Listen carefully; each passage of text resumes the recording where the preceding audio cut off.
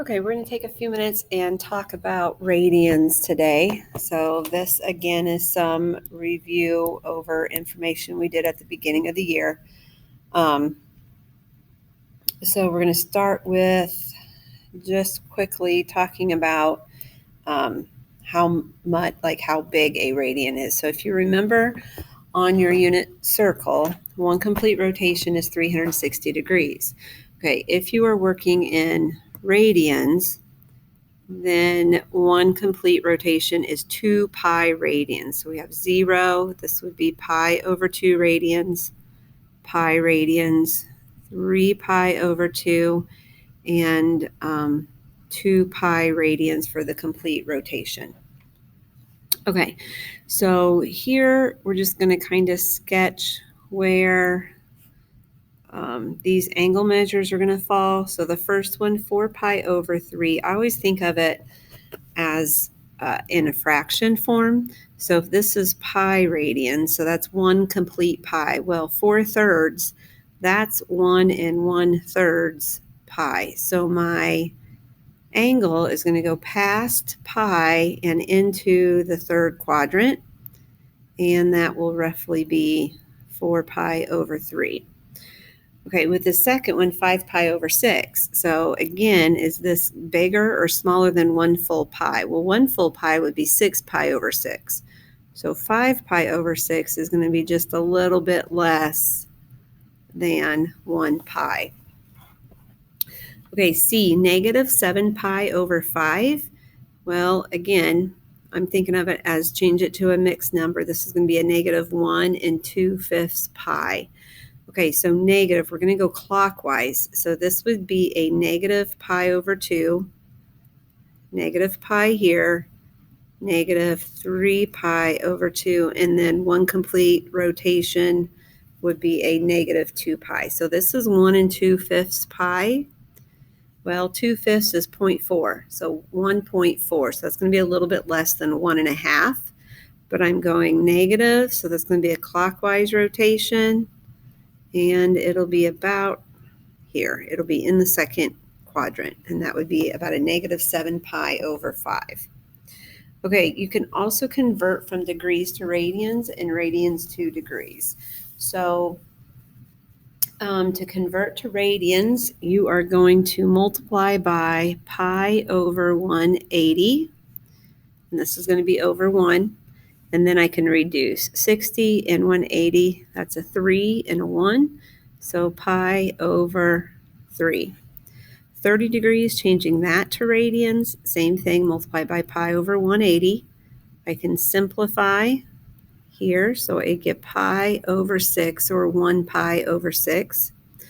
45 degrees, same thing. Multiply by pi over 180. This reduces to 4, and you get pi over 4. 120, multiply by pi over 180. 180. I can reduce by 10.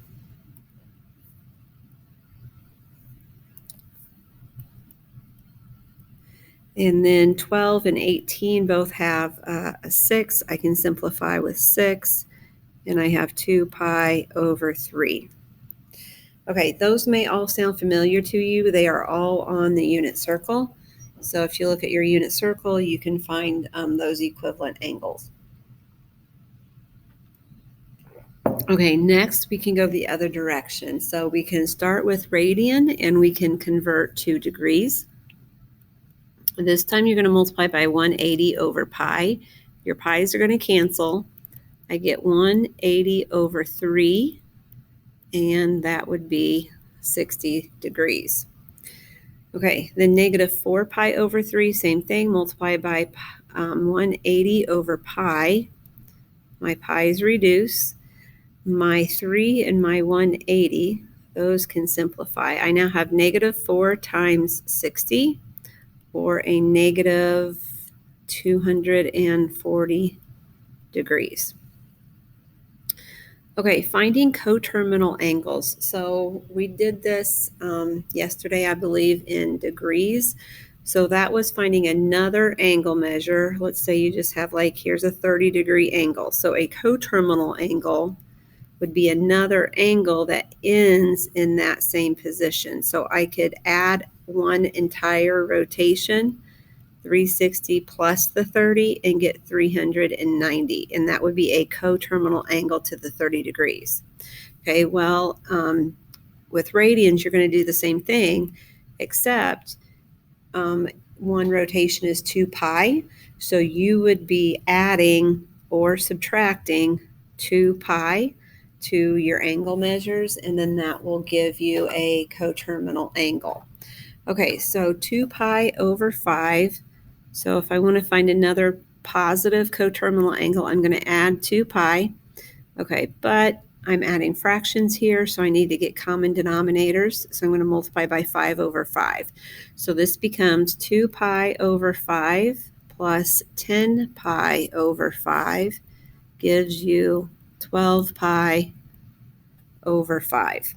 Okay, now to find a negative one, I can just keep the same work. The only difference here is you're going to be subtracting those two instead of adding them. So 2 pi over 5 minus 10 pi over 5, that gives you a negative 8 pi over 5. And that just saves you some work that you don't have to redo those fractions. Okay, negative 5 pi over 6, same thing. I'm going to add 2 pi over 1. This time I got to change it to sixths. So this is going to be negative 5 pi over 6 plus 12 pi over 6. And we get 7 pi over 6. Again, to find a negative, subtract. So negative 5 pi over 6 minus 12 pi over 6 gives me a negative 17 pi over 6. Okay, and then you can keep adding or subtracting rotations of 2 pi and find other coterminal angles. Okay, that's it for section C. I'm going to stop there today, and then tomorrow I will be back and we will work on section D. Thank you, everybody.